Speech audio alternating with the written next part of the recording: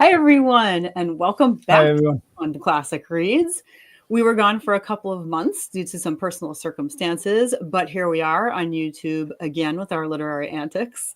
So if you're not familiar with our show, every month we perform a live read from classic and sometimes modern books to bring you a combination of lighthearted laughs and literature.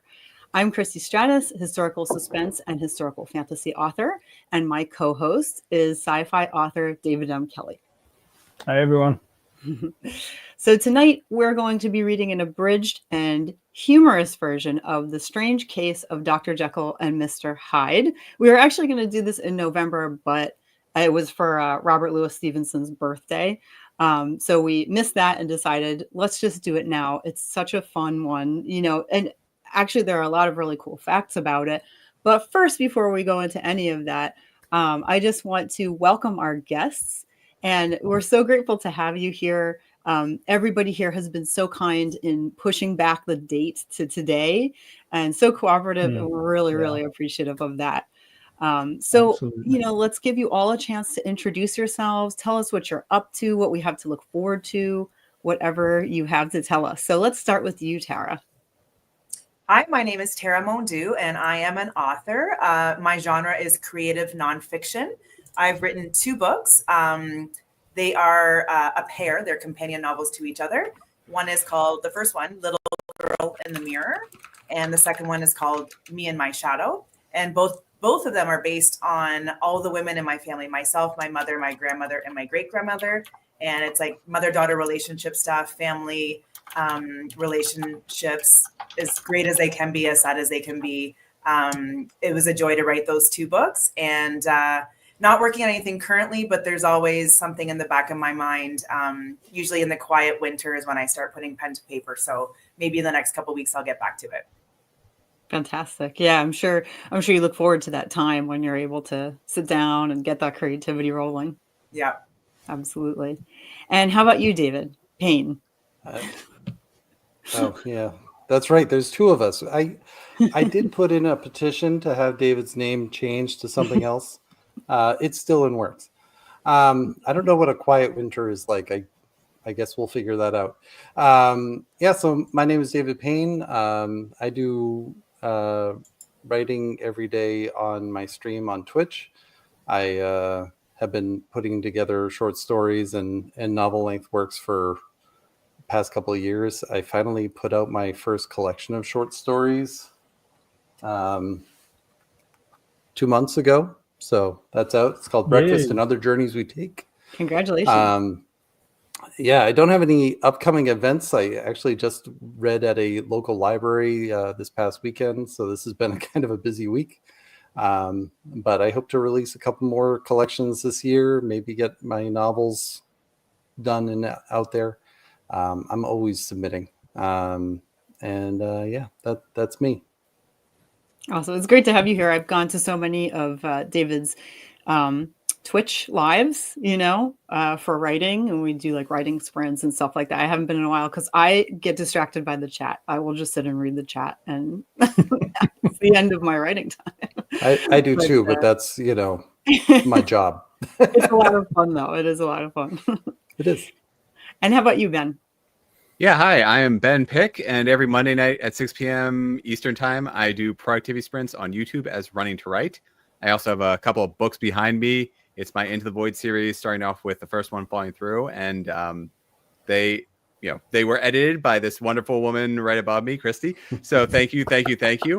Yeah, it is young adult fantasy. It's a group of teenagers who gain abilities, accidentally create a monster, and end up traveling through time. At least that's how things start off. And they're fantastic books. I'm prejudiced, but they're really, really good. They're really good. Thank you. And now we are up to David Kelly. Sorry. You. Equipment malfunction. So yeah, I'm David Kelly. I write science fiction, semi-hard science fiction. I try to keep it as real as possible, while bending a few rules because we haven't discovered the physics that we need quite yet.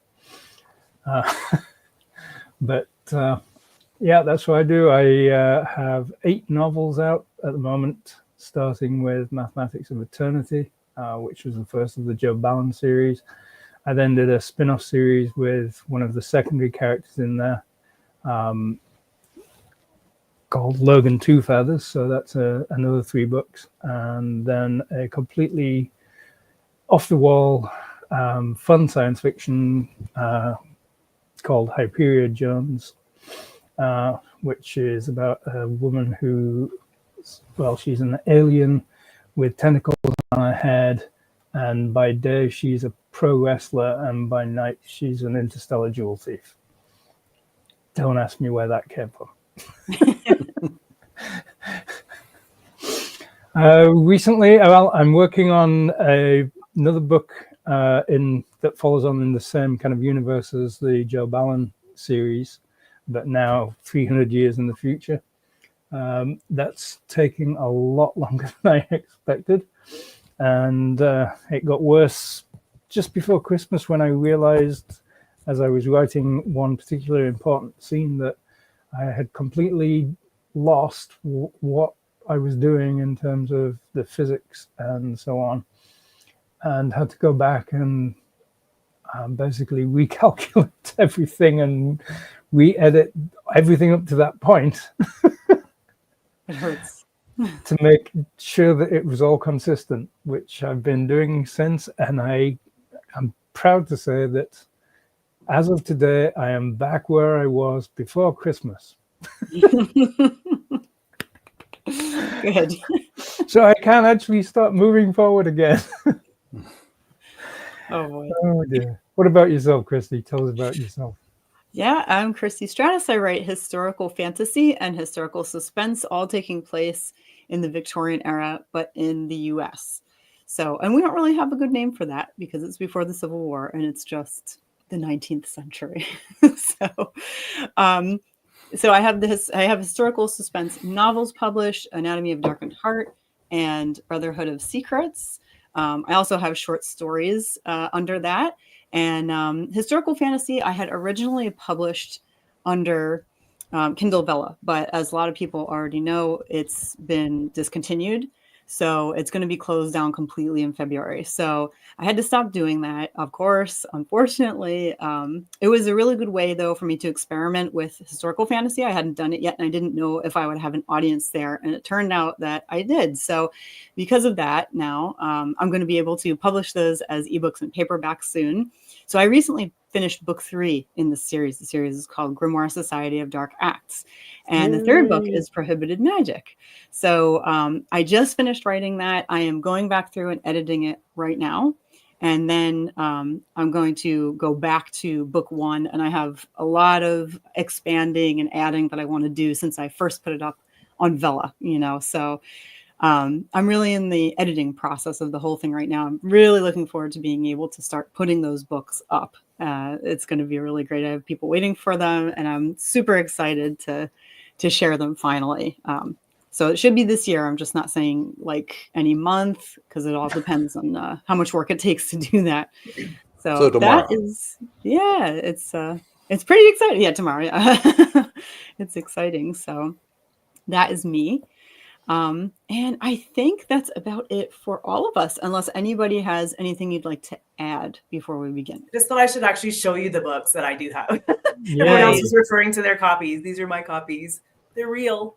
I really wrote them. They look good. It's always a great feeling when you first pick one up in your hand, isn't it? It's like, It's just, oh, wow, Definitely. So some of you might notice that there was supposed to be one more person here, Lori Schoenfeld, and so she couldn't make it for personal reasons. So we have filled in for her, and I'm sure she will be able to be on another time. So we'll try again with her. So without further ado, I think we are ready to go. And I just wanted to share that apparently there are over 100 film adaptations of Jekyll and Hyde, which shocked me. And then it's in like every genre you can think of. And that's aside from things like comic books and video games and stuff like that. So that's pretty interesting. And it actually is based on one of two people. And I've seen like theories as to both. So, these are real life people who were one person during the day, really good, upstanding citizen during the day. And then at night turned into someone really terrible, depending on which one you look at. I wrote about them on my author page if you want to check it out, Christie Stratos author. But I didn't want to take up too much time here on it. But just so you know, it is inspired by a real person. Pretty interesting. And it wasn't me. I was going to say, I think it was David M. Kelly. No one would be surprised, really. So I think we are ready to go. We are. Did I forget anything? I don't think so. No. Okay. So we are starting scene 1. We start in London in 1875.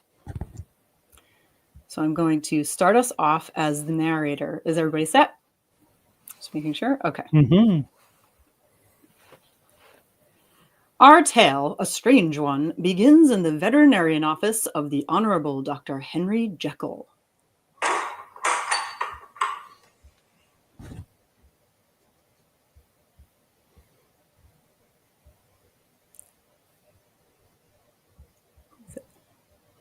Is it me?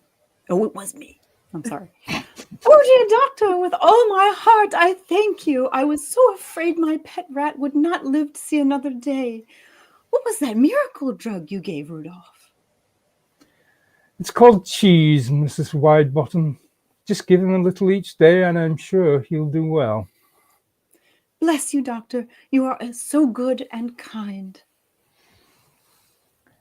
The health and well-being of my patients is all that matters. Good day, madame. Come in, Paul. You look so tired, sir. You'd best get some rest. I fear not, my faithful servant. I have a long night of work awaiting me in my lab. Yes, sir. I shall leave you to your duties, sir. Good night. Alone at last. If he only knew that there is another side to me, a side that I hide, my Hyde side. A fire burning in the fireplace threw strange shadowy shapes upon the walls. Dr. Jekyll moved toward a small table at the back of his laboratory. Slowly he raised a clear beaker containing blood-red liquid. It's blue.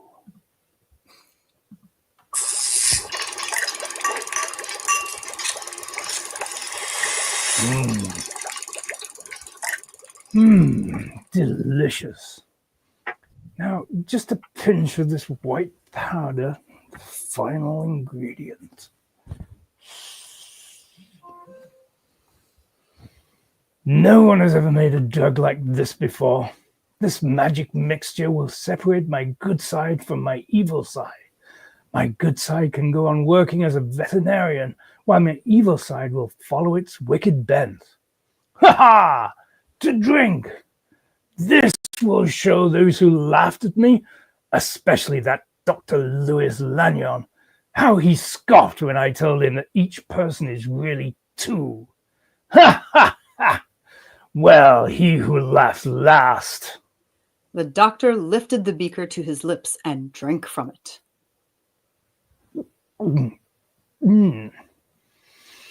Needs a little sugar. The pain! The burning in my heart. My bones feel as if they're breaking. I must control this shaking.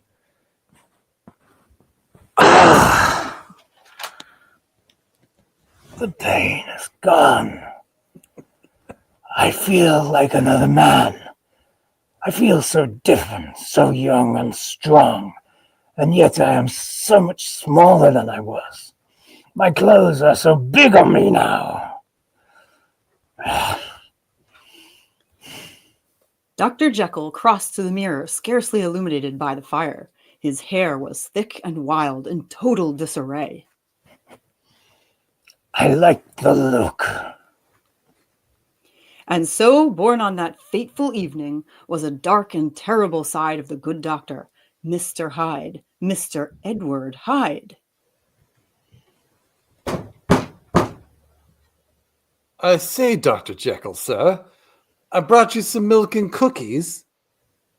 Sir? Sir? Fool, that fool. Why does he bring the cookies now? I must put more powder in the solution. Shh. I must drink swiftly. Ah! The pain! The burning! The pain is gone now. My face in the mirror. My hands. I'm myself again.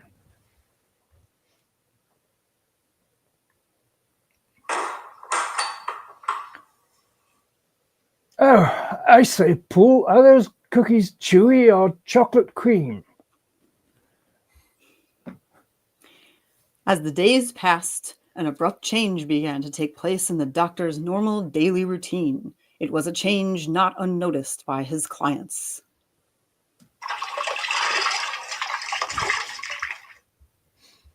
Doctor, are you sure this treatment will stop my parrot's hiccups? Of course, Mrs. Sweetwater. Do not forget, I am the doctor. Yes, but you've been holding him under the water for 3 minutes.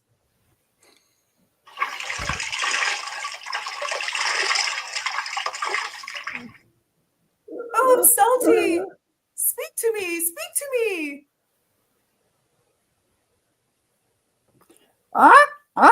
Crazy doctor! Crazy doctor! Oh, Birdie wants to go back underwater.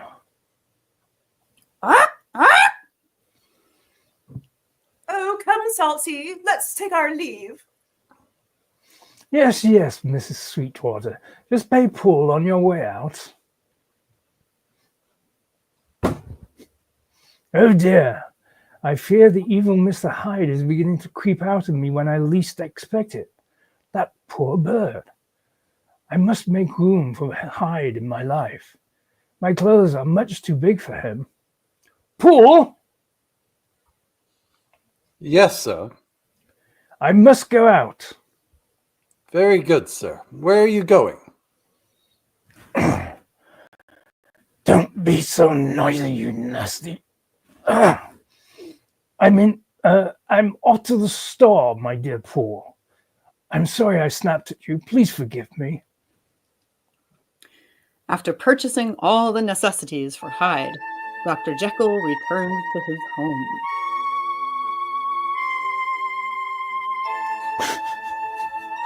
Ah, sir, welcome home. Did you take care of all your business? Yes, I did, Paul. A man named Edward Hyde will be visiting this house often in the future. I have given him keys. He is free to come and go as he likes. Treat him well. Do all that he wishes. Yes, sir. Also, my lawyer, Gabriel Utterson, will be arriving shortly.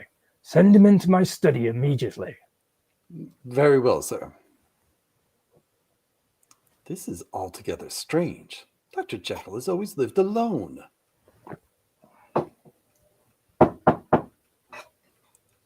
Good evening, Mr. Utterson. Good evening, Poole. Is the good doctor in?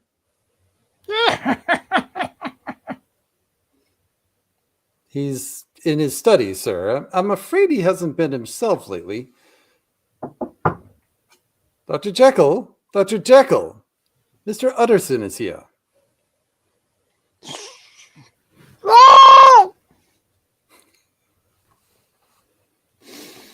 Ah, my good friend Gabriel, do come in. good to see you, Henry. It's been a long time. Yes, I've been very busy, Gabriel. I've asked you here today to discuss my will. Your will, I believe it's in order. There are some changes I want to make in it. Here is my new will. If you die, you wish to leave everything you own to your friend Edward Hyde? It further states here that if you're missing for a period of 3 months, Hyde is to get everything you own. Your reading is excellent, Gabriel. But this is madness. Who is this Hyde? I've never heard you speak of him. He's a new friend, a very close friend. But Henry, this is so sudden. Is this Hyde forcing you to change your will? No, not at all. As your lawyer and friend, I cannot allow you to do this. I would like you to discuss this with your physician, Dr. Lanyon. That quack? Louis Lanyon has nothing to do with this. How dare you? You are my lawyer, not my warden. If you find this task beyond your capabilities, I can always take my affairs elsewhere. Very well. I will take what you have written. I shall make these changes and return them for your signature so it can be witnessed and notarized. And if something happens to you, I will see that your wishes are carried out. But you must know, I do not approve. I bid you good night. He's right. This is madness. But a madness that excites me as nothing ever has before. Dr. Jekyll went to his laboratory and laid out the clothes he had purchased. That strawberry flavoring does improve it. The burning, the pain. Mr. Hyde's side is now in command. Where are my clothes? There they are. What is this? Plaid? He bought plaid? That doctor must get his taste in clothes from his patients. Hyde wasted no time in dressing, grabbing his cane and rushing out the back door of his laboratory to the street. Cabby! Hey, you! Stop that carriage and let me on! Here, mate. What's the hurry? Where to? Take me to Soho and hurry up about it. Yes, sir. Soho was a dark and dangerous part of London where fights occurred often and respectable people were rarely seen. Here you are, sir. Soho. Hey, where's my fare? You want your money? Ha! Oh, Then go search for it. What a time the wild Hyde had. He ate, drank, fought, and behaved in a crude manner, drinking from his finger bowl and using the dessert fork for his salad. Oh, he's so disgusting. Spare me your morality, barmaid. Leave me alone. I want to talk with my acquaintances. Yes, my friends, together we shall make the banks of England our doormat. Their riches will be ours. I will lead you to the very crown jewels. We shall meet tomorrow and our reign of terror shall begin. At last, the business of Soho began to close. The terrible night came to an end, but the worst was yet to come. The happy Hyde emerged from his new haunt, hardly tired from his night's adventure. The day people were beginning their business. Good morning, sir. Would you like to buy a flower? Get that ragweed out of my face, you little bag of rubbish. Ow! Why did you push me down? And you smashed my flowers. Oh, stop you complaining. What is the meaning of this? Have you no feeling, you cur? You hurt this child, and you try to walk away? Don't get up, child. Someone send for a doctor. I am a doctor. Little girl, are you all right? No, I'm not all right. Oh, the pain, the shame, the humiliation. I'm going to the police. I've got my rights. that lowlife rode in my cab and didn't even give me a tip. He's so disgusting. My name is Dr. Louis Lanyon. Perhaps we should call for a constable. No, no police, Louis. What did you say? Did you call me Louis? Only one person has ever called me Louis. No, I said Fooey. Fooey. Well, what did you intend to do for this child? I think he should give her family some money. 100 pounds seems right.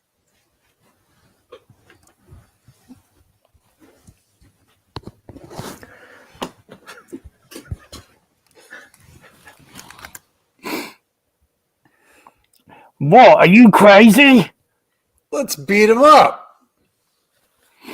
Yeah, hit him. Scratch him. So Scratch him. disgusting. All right, I'll give the girl the money, but I don't carry that much with me. Follow me and I'll get it. The crowd of people followed Hyde to Dr. Jekyll's laboratory door. Hyde entered the lab and reemerged with a promissory note for 100 pounds signed by Dr. Jekyll. Why, this is signed by Dr. Henry Jekyll. How does a disgusting creature like you know such an honorable doctor? Oh, we go way back. Here, lady, now take your money and your daughter and go. The crowd melted away, but Dr. Lanyon remained. What is it? Do you want a pint of blood or something, Louis? That is the second time you've called me Louis. Only one other person in the world has ever done that. Dr. Henry Jekyll. All right, Lanyon, I guess the time has come to play my hand. Come into the laboratory and I'll tell you everything. Slowly, Dr. Lanyon followed Hyde into the laboratory, cautiously watching his every move. Hyde was giddy, enjoying Lanyon's uneasy state. You seem a little nervous, Louis. Who are you? Where's Jekyll? Oh, he's closer than you think. My name is Edward Hyde. You remember how you laughed when Jekyll told you his theory about every person having two sides? How did you know about that? I know many things. I know how you ridiculed his thoughts, his ideas of a good and evil side to everyone. Hand me that beaker. Would you like to see what happens when I drink this, Louis? Are you mad? Mad? Mad? Well, no, I don't think so. This pain. It's such a pain.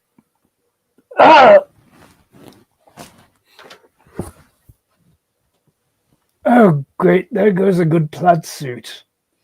Oh no, Jekyll, it is you. You're Hyde too. Yes, your doubts should be gone, Lanyon. Where is your disdain for my theories now? Would you like to see me change again? Ah! Ha ha! Good riddance to that suit.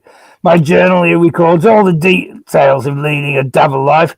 One day I shall be famous. Jekyll, this isn't science, it's insanity. What purpose does this serve? You have no vision, Louis. There are no limits to the possibilities a double identity may provide. As Hyde, I can steal the very treasures of London. I can even commit murder. The wild Hyde is free from any reproach, don't you see? When the authorities seek him out, he has only to retreat to the safety of the kindly Dr. Jekyll. I can't let you do this. You shall not destroy the good name of Jekyll. Put down that beaker, you fool. That's not what I had in mind. And now I shall burn your vicious journal in the fireplace. Jekyll, you must put an end to this madness. No, Lanyon, what shall I put an end to is you.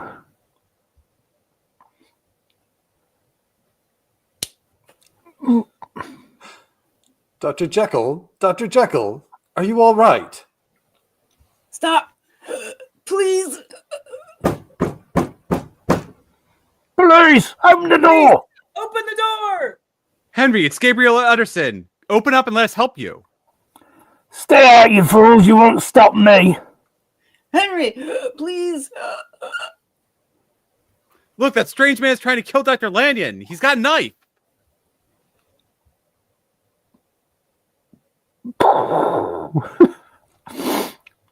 No, it can't be. Dr. Lanyon, are you all right?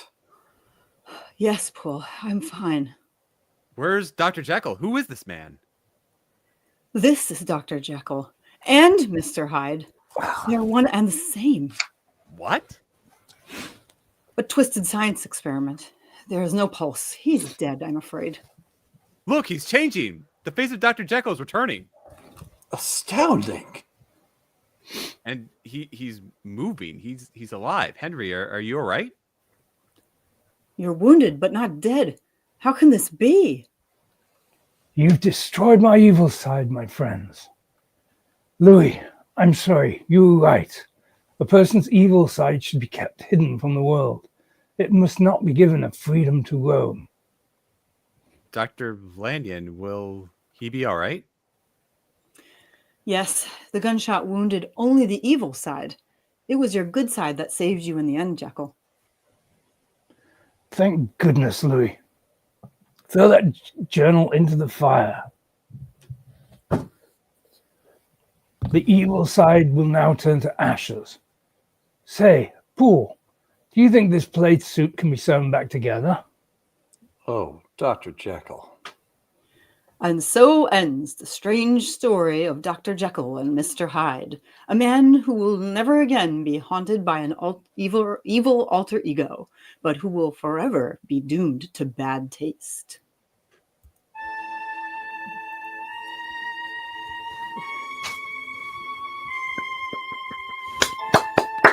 That was great. Sorry for my malfunction, people. Nah, you worked with it. It Malfunctions worked. are what makes the show. It's true. As do costume changes. You were all fantastic. Really fantastic. I love the wigs, Tara. They were really great.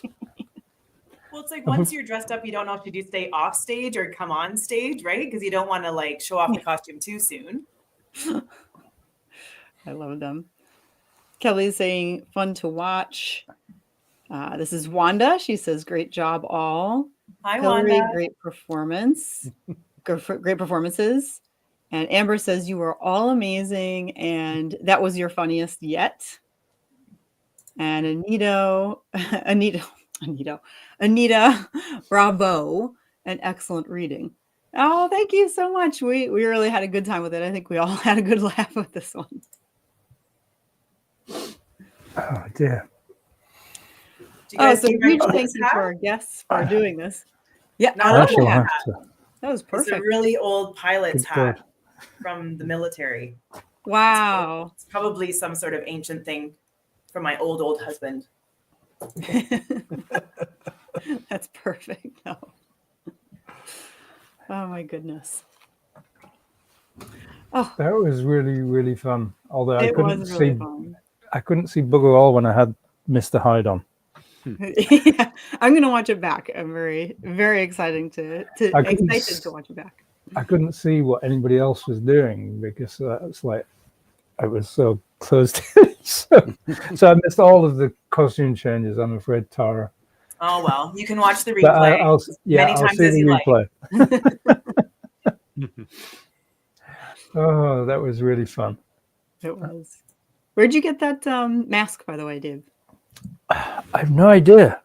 I actually was trying to figure out how I was going to do it, and I looked in some old kind of like Halloween stuff, and I saw that, and I thought, perfect. But there was no way of attaching it to my head. So I printed out this ring, the right size to hold it, and taped it to it, but the tape failed. It obviously couldn't take the hysteria. It worked. You became Mr. Hyde. I did. Yeah. That was good. Woo. That's a close shave. Indeed. Ow. Have any of you like watched any of the versions of this or like read the original or anything having to do with it? Or is it, just mostly the story? Yeah, I know the story. I did watch a pretty good movie. It was relatively modern, maybe I want to say in the last 5 years, but now I can't remember what it was called. They were all just in a house, like a kind of a haunted house the whole time. It was a really good one, actually. Yeah, I should look up the title. It was very well done. Yeah.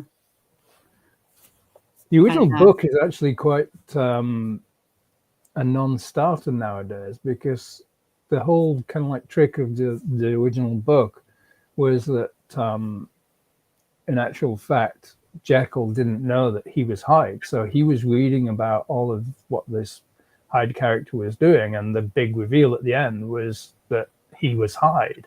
And of course now we all know that he's Hyde, so it's like if you read the book, it's kind of like completely flat, because it's like, so what? Yeah, we knew it was him. That's true. So yeah, I've seen some places say that the Hulk character is like a Jekyll and Hyde type of thing. Do you guys agree with that, or do you think that's like stretching it a little? I can see it. I mean, the Hulk isn't inherently evil, but I can see this giant transformation from one alter ego to another, or from true self to alter ego. Yeah. That's right. And becoming green, it's a bit weird. but yeah, I mean, Hyde wasn't green, was he? He was not green, but he did rip his clothes, so I guess. Well, that's true. So, but was it is it Dave Bannon? He was the doctor, right? The Hulk's alter ego. Lanyon? Oh, Dave. I'm sorry. Yeah. I think it's Dave Bannon, something like that. But he was sort of a more meek and mild, gentle person, right? But he could get angry, but he couldn't be as angry as he wanted to be in his normal everyday persona, right? Because he was this kind, caring doctor. So maybe he wasn't bad, but he was able to be his other true self when he got really angry and then was looking for justice, right? And to other people, he did look like a big, scary monster. But deep down, he was wasn't he just trying to seek justice? Was that the Hulk? Am I getting it wrong? No, sorry. Hey, tell me. No, he was just a rage monster. Yeah, so the Hulk himself is a rage monster that protected Bruce Banner from the radiation and all that. Also, as much of a curse as a blessing, I guess. Because I'm gonna have to watch it again. When I was a little girl, I was so afraid of when he was changing, and that sound, that sort of music sound. I used to always have to put the pillow over my face because I was so afraid. So maybe I kind of lost the plot once I revealed my eyes again to see what the heck was actually happening. Yeah. As a kid, that might be startling. Yeah. Anita said that she liked the TV show version with Tom Bateman. That was an interesting twist on the original. Does anybody know that? I don't know that version, I'm afraid. I don't either, but now I want to definitely look it up. Let's see. That's interesting. It's interesting as well that, Jekyll and Hyde is actually one of the kind of like very early kind of stories in which science was shown to be bad, which is quite interesting.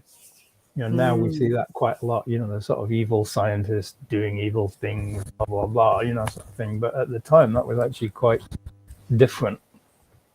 Oh, that's a good point. Yeah.